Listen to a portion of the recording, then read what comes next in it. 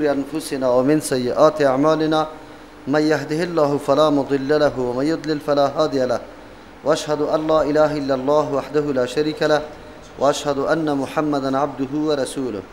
أما بعد فأعوذ بالله من الشيطان الرجيم. بسم الله الرحمن الرحيم. انفروا خفافا وثقالا وجاهدوا بأموالكم وأنفسكم في سبيل الله ذلكم خير لكم إن كنتم تعلمون.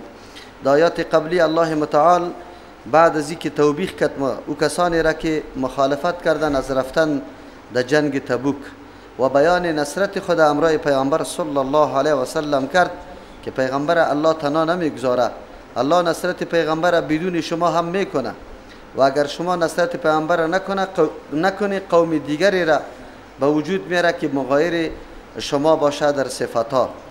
این یک نوع توبیخ بود برای کسانی که با همراهی پیامبر صلی الله علیه و سلم به جهاد رفتن ترک میکنه و از امو خاطر بود که صحابه در تمام عمر مراقب ازی بودن که در یک مرحله سخن رسول الله صلی الله علیه و سلم در زمین نگذاره. بعد از الله متعال ای گپ بیان کرد که الله نصرت خود روان میکنه و اینطور باقی نمیمانه کلمه الله که لا اله الا الله سی بالا میشه و کلمه شرک و کفری در زمین میمانه و این نظام الله متعال است و اراده الله متعال است. در اینجا الله متعال حکم میده به نفیر عام، یعنی برآمدن همگانی کلگی باید برای در جهاد. موقع تبوک از مدینه منوره 610 کیلومتر دور است و تا شام 692 کیلومتر میشه. در او زمان در زیر تسلط رومیا بوده. یکی از جمله حکومت‌های بزرگی که قدرت قوی داشت در پالوی در او سرحد مسلمانان قرار داشت رومیا بودند. اعراب نصرانی که اینجا دیده بودند خود در خطر و رفته بودند رومیا را تشویق کرده بودند برای از اینکه جنگ با امرای پیامبر صلی الله علیه و سلم بکنه. از امو خاطر زمانی که پیامبر صلی الله علیه و سلم خبر شد که رومیا آلی آمادگی داره برای از اینکه در جنگ خود تیار بکنه، 40,000 عسکر به سرکردگی قباز آماده کرده بودند که بیاین امرای مسلمانا جنگ بکنه. در سال 9 هجری ماه رجب بود، بعد از فتح مکه واقعه میشه. پیغمبر علیه السلام که خبر شد آمادگی جهاد خود گرفت. باید قبل از اینکه وابه سری پیغمبر حرکت بکنه، چرا که اولین حرکت این نشاندهی از زیرا میکرد که مسلمان ها خسته از جنگ نیست و هراس و رعب در قلبشان وجود نداره. از امو خاطر رسول الله صلی الله علیه و سلم امر کرد که کلگی برای غزوه تبوک یک حکم استثنایی داشت، به خاطر که در دیگه جنگا پیغمبر علیه السلام امر حتمی را سری کل مردم نمیکرد، اما در جنگ تبوک پیغمبر علیه السلام حکم همگانی کرد، کسی را مستثنا نکرد، به خاطر از اینکه این غزوه یک کمی دشوار و سخت بود. یکی خویی بوده که وقت تنگی بوده، یعنی مردم خیلی نادار بود، چیزی در خانه ها پیدا نمیشد برای خوردن. دوم است که گرمی خیلی سخت بود، یعنی خیلی گرمی شدید بود، باز سفرم طولانی که این تا مقام تبوک تقریبا 610 کیلومتر اونجا بروه. آلی و تبوک در سرحدات مملکت عربستان سعودی است. و چهارم هم است که وقتی بوده که سایه ها میوه های مدینه منوره پخته شده بود و سایه های درخت ها سخت لذت داشت و هر کس که راحت طلب می بود باید حرکت نکنه، بیرون نروه. و دیگه دشمنم خیلی دشمن مجهز که در او زمان 100,000 فوج داشت، رومیا مجهز بودن.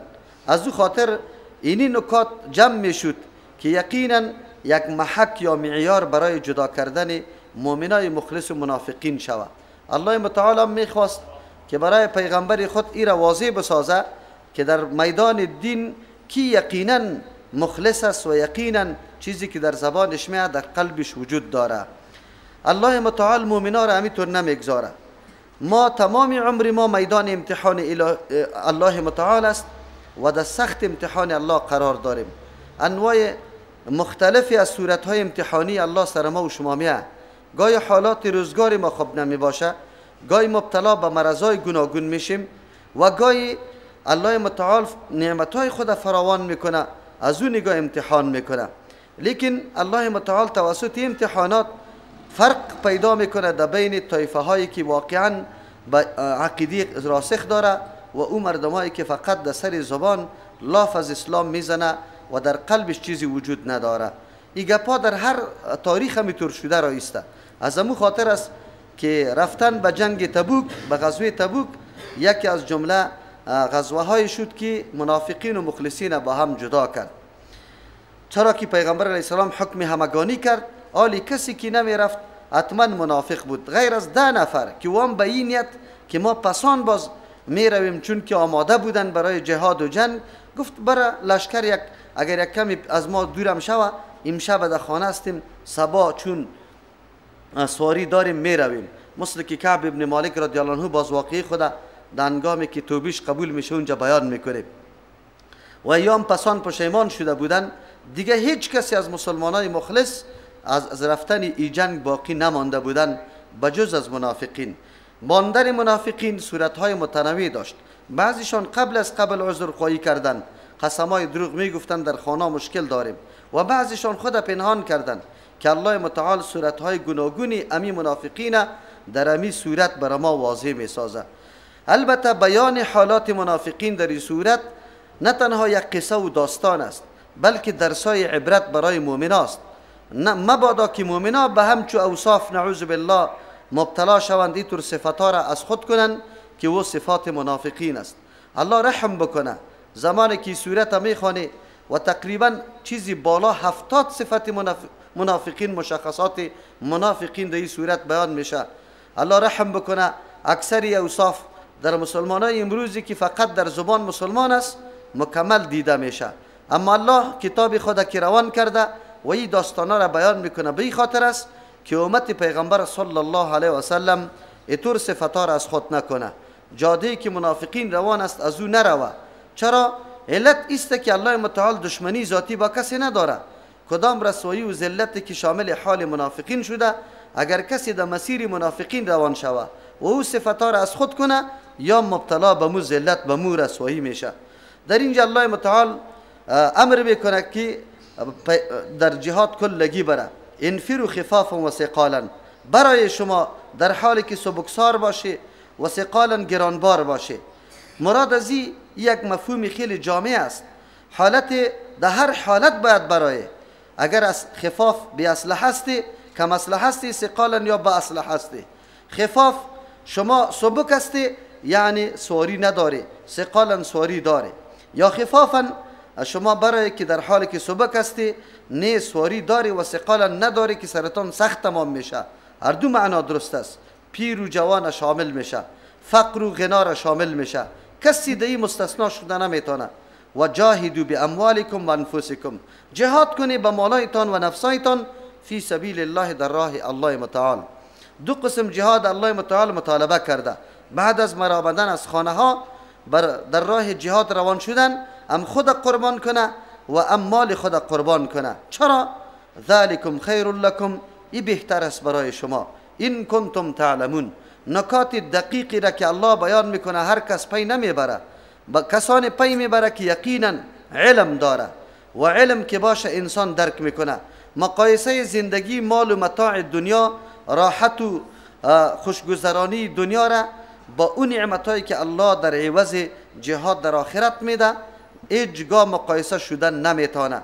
انسان عاقل و هوشمند و عالم میدانه که او زندگی با این زندگی چقدر تفاوت‌های داره. چرا که زندگی فانی و عبوری است، به هر نوع سر انسان میگذره، اما او زندگی باقی است. از امو خاطر است که مسلمان ها همیشه نکته آخرت مقدم میشمار از نکته دنیا کرده و تمام محنت و زحمت دنیا را به خاطر سعادت و نیکبختی آخرت خود انجام میده. یعنی هر نوع مشکلات متحمل میشه. ما و شما امروز روزهای طولانی را در این حالت گرمی و گرم ما و شما روزه میگیریم. چرا؟ به خاطر که طمع و توقع داریم که او جهان ما درست شود. تمام امور یک مسلمان باید به می محور ادامه پیدا بکنه، یعنی ترجیح دادن امور آخرت سر امور دنیا. در اینجا الله متعال از صحابه کرام دو چیز طلب کرد، یکی قربانی جان و دیگه قربانی مال. کتابای سیرت و تاریخ بر ما یادآور میشه دمی جنگ بود که عمر رضی الله عنه گفته بود که همین مرتبه من از ابوبکر رضی الله عنه پیشی میکنم، ما حتما اینطور کاری را میکنم که ابوبکر رضی الله عنه به ما مساوی نشوه. از امو خاطر در خانه خود داخل شد، چون حالت خیلی تنگ بوده. پیغمبر دعوت داده بود که هر کس وسش میرسه برای تجهیز مسلمانا، مسلح کردن مسلمانا، آماده کردن مسلمانا باید دریغ نکنه. عمر رضی الله عنه خانه خود داخل شده، هر چیزی خود نصف کرده، نصف و کلی اسباب خانه خود نصفش در میدان آورده. اما زمان ابوبکر رضی الله عنه میایه کل مال خانه خود در میدان آورده. زمان رسول الله صلی الله علیه و سلام میکنه که ابوبکر چی را در خانه گذاشتی؟ گفت الله را، یعنی اولاد خود به الله گذاشتم، چون موقع است که باید مسلمانان مجهز شود. دمیجا امی صفتی که قرآن بیان میکنه الله متعال در امی صحابه پیامبر صلی الله علیه و سلم این امی صفتا را پیدا کرده بود. ابوبکر رضی الله عنه با کل مال، عمر رضی الله عنه با نصف مال، عثمان رضی الله عنه 1000 سکه طلایی را در این جهاد آورده برای تجهیز مجاهدین پیش کرده برای رسول الله صلی الله علیه و سلم. شما خب دقت کنید در این مورد. ما به خاطر این مسائل از زیاد بیان میکنم که در این وطن ما دشمنا و چوچه های یهود صحابه را در نظر مردم آنقدر منفور و نعوذ بالله بد معرفی کرده که هیچ گپی نیست در پیش مردم. و امی صحابه را میگه که لعن سرش میگه، علنا در تلویزیونا سری صحابه لعن گفته میشه، اما هیچ کسی اعتراض نمیکنه.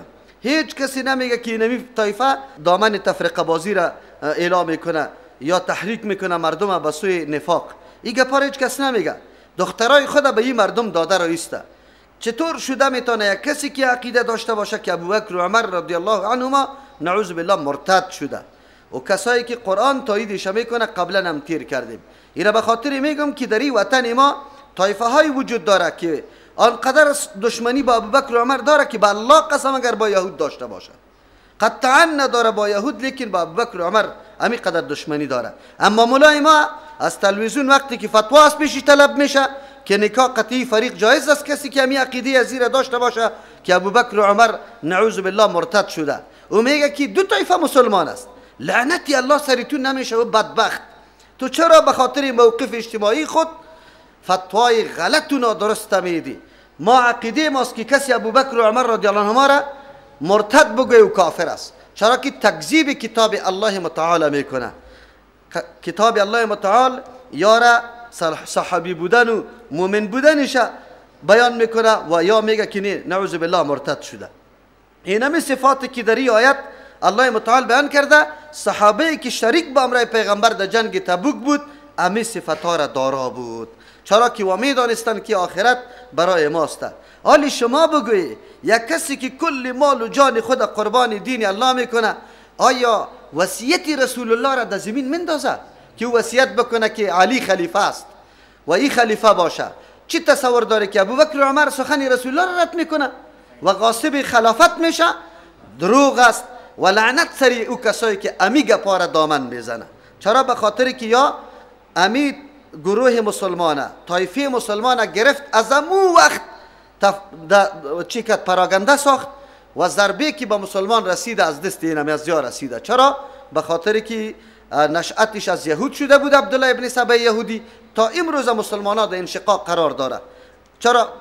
خلافت اسلامی از دست از یا و به تحریک از یا از بین رفته، مسلمانان پراگنده شده، امروز در مقام والا و راسخ قرار داره. منظور او است که سوره توبه منافقین برای ما معرفی میکنه که کدام مردم است. صحابه منافق است، الله متعال از یا یاد میکنه پشت سرم برای ما میآید. لو کان عرضا قریبا و سفرا قاصدا لاتبعوک. بله مردم دو قسم است، یکی مبارزه یا مقابلش به خاطر حصول مادیات دنیاست، از امو خاطر و هر جایی که غنیمت سهل الحصول باشه، راه هم دور نباشه و خوب میدانه که کامیابی هم حتمی است، در اون صورت باز خیلی لاف میزنه، کمر بسته کرده میباشه، در میدان صدایش خیلی بلند میشه. اما زمانی که مقام امتحان میه، سفری دراز و وقت هم خراب و دشمن هم خیلی قوی، اینجا معلوم میشه که کی مؤمن واقعی است. یقینا که الله متعال بندگان خود امتحان میکنه، ما را امتحان میکنه. دروازه های دلار برای مردم باز شد. اینطور کسایی پیدا شد که نه زن خودمان نه دختری خود کلش در دامن نعوذ بالله کفار روان کرد. شبارم نوکری میکنه، خوشم است، افتخارم داره، لیکن میاد تکبیر اولا هم میگه. تعجب بایسته، بسیار سخت است. امتحانات الله خیلی سخت است، خیلی سخت است. الله امتحان میکنه. مؤمن واقعی کیست؟ مؤمن واقعی کسی است که در امچو حالت نشانه ایمان خود تثبیت کنه. واقعا ما امید دوره رمضان در اشتهاراتش نوشته کردیم که بیای امو لاف دوستی خود با قرآن کریم یقینی بسازیم، ثابت بسازیم. هر کس لاف میزنه قرآن دوست داریم، اما در کل عمر یک روز و یک ساعت به قرآن ننشسته که تعلیمات قرآن چیست، پیام قرآن چیست، قرآن کریم چی تعلیم بر ما داره. الله متعال این کلش امتحانات است. اینمی صحنه عمر ما مورد امتحان قرار داره. الله متعال ما و شما را کامیاب بسازه. الله می فرماید لو کان عرضا قریبا و سفرا قاصدا لاتبعوک. اگر می بود اسباب عرضا قریبا یعنی اسباب و سامان قریبا نزدیک آسان حصولش می شد، در دست می آمد، و سفرا قاصدا سفرم درمیانه می بود که یا خسته و زله نمی شدن، لاتبعوک خامخا تابعداری تو را می کرد، در رکاب پای تو روان می شدن. چرا؟ نه به نیت ازی که اعلای کلمت الله شود، نه به نیت ازی که ما فریضه خدا مسئولیت خدا ادا کنیم، بلکه به خاطر حصول مادیات. ولکن بعدت علیهم الشقه، لیکن دور شده بالایشان الشقه و مسافت. اوس مسافتی که سبب سختی و تکلیف میشه، این سری از یاد دور شده. اینقدر راه را پیمودن و با یک دشمن مجهز روبرو شدن، این منافق گاهی هم برداشت کرده نمیتونه. بله خو اینقدر زرنگ و چالاک هستن، باز وقتی که پس میگردی پیغمبر علیه السلام قسما را یاد میکنه. این را میگه سوگندای دروغ. عذر گناه بدتر از خود گناه است. یکی خود گناه کرده، امر رسول الله را در زمین گذاشته نرفته، دیگه توجیه هم میکنه. بسیار بد است که اگه انسان گناه بکنه باز گناه خود توجیه کنه، دلیل برش پیش میکنه که من گناه را به خاطر ازی کردم. الله رحم بکنه. الله متعال مذمت این منافقین بیان میکنه که در دل اراده رفتن به جهاد نداشت، از امو خاطر یا بری خود بهانه تراشی میکنه، قسمای دروغ میخوره. اگر کسی راستی یک چیز دوست داره و آمادگی برش داره، حتما اسبابش مهیا میکنه. اسباب چی میگه؟ ای آیت بر ما درس داد. کسی که محبت با جماعت داره، امروز جیب هر کدام ما تلفن است و در او هشدار است، یعنی زنگ برای بیدار شدن است. کسی که اراده روزه گرفتن نداره، زنگ موبایل داره. اگر کسی بخواه هیچگاه نماز جماعت از پیشش قضا نمیشه. چرا نمیشه؟ زمانی که در طرف قندهار حرکت میکنه، شام تکت میگیره و برش میگه در 1:30 بجه حاضر باش. مردکه در 1 بجه در استادگاه و در چیسته جای موترا حاضر است. یک روزم از پیش ازی امی خطا نمیشه که مگه خو رفتیم. نه، آنقدر دقیق است که پرسان نکو. اما وقتی که جماعت میشه چی میگه؟ والا مانده و زله بودم در نماز خسته نتانستم. مانده و زله به خاطر چی بود؟ دکانداری کرده بود، نه نماز شام خوانده بود، نه دیگر نخفتنه. تا خفتنه در خانم کشیش که اول آمد، در ایوار هم موتور است که حالی کرای خیلی زیاد پیدا میشه، یا در دکان مردم آمد از سودا میگیره. هیچ عذری ماندگی و چیست خستگی نیست. اما باز در نماز خفتن چی میگه؟ والا پاش هستیم. الله متعال هم یک کار میکنه، هم آدم نفقه را پیدا کنه قدر زله شوه، هم باز این نماز. امروز هم یک تعداد منافق صفتا میره میگه، یک طرف الله متعال برای ما نفس میده، باز ما را روزه دار جور میکنه، باز گرمیش سایکو، بازی قدر طولانی روزای طولانیش سایکو. این امو کلمات منافقین است. اگرچه در تذکره نامش اسلام، در دینش اسلام نوشته شده و این خطاب میشه اولاد مسلمان و خودش مسلمان، اما حقیقت منافق است. چرا؟ به خاطری که نعوذ بالله نفرت داره از حکم الله متعال. انسان که کدام امر میخواه آمادگی برش میگیره. در ترجمه قرآن آمادگی داری، وقت پس شوی را آخری وقت میکنی، بعد از اون نمازی تا میخوانی، بعد از اون آمادگی میگیری. اینه در ترجمه قرآن نازل شده. یک تعداد چطور است؟ وقتی که ببینی در ترجمه هم نامدی، والا مولوی صاحب بسیار تلاش کردم لیکن خستم که 8-7 بجه بود. 6 بجه بود. این گپای غلط است. برای ما میگی اگر مرا بگویی که اینی طور گپ است بالکل من تصدیق میکنم، چرا از قلب داگاهی ندارم. اما از الله خبیر و علیم چه قسم پنهان کرده میتونی و دروغ میگی. الله متعال صفت بد منافقه برای ما میگه که توری باید نباشه. کسی که اراده کار داره اسباب و وسایلش مهیا میکنه. اسباب و وسایل مهیا کردن دلیل بالای عزیز که توی کار انجام میدی. اگر مهیا نکرده باشی بازی گپ غلط است. از او خاطر منافقین اگر اراده برآمده نمی داشت حتما آمادگی میگرفت، برای خود اسلحه تیار میکرد، در خانه نان و نفقه را چیز آماده میکرد و بعد از او منتظر فرمان رسول الله صلی الله علیه و سلم میشد. لیکن یا چون که حالت دیده بود از او خاطر اراده رفتن نداشت. و سیحلفون بالله، زود است بعد از مراجعه و عودت شما یا قسما را یاد کنه به نام الله. تو گویی که الله را چقدر دوست داره، از الله چقدر خوف داره، قسم هم میخوره.